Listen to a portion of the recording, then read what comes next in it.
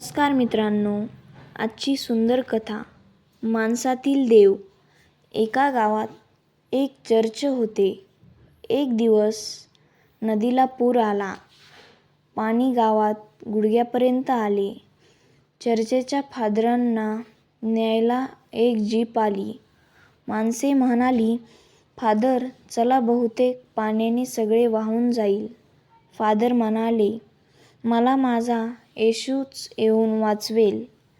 Jeep निघून गेली. नंतर पाणी वाढल्यानंतर एक बोट आली.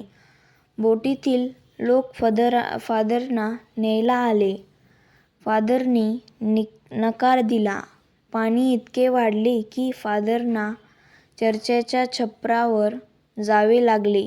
मग एक हेलिकॉप्टर वरतून घिरट्या घालू लागले. त्यातून एक दोर आला. हेलिकॉप्टरमधले लोक म्हणाले, फादर आता तरी दोर पकडा आणि जीव वाचवा. फादर म्हणाले, माझा येशूच मला येऊन वाचवेल. यानंतर एकच मोठी लाट आली आणि फादर मृत्युमुखी पडले.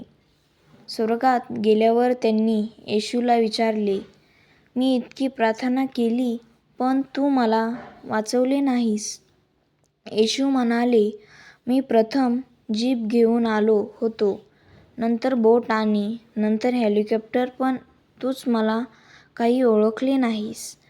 तात्पर्य एवढेच, देव काही प्रत्यक्ष येऊन मदत करत नाही, तो माणसातच शोधावा लागतो.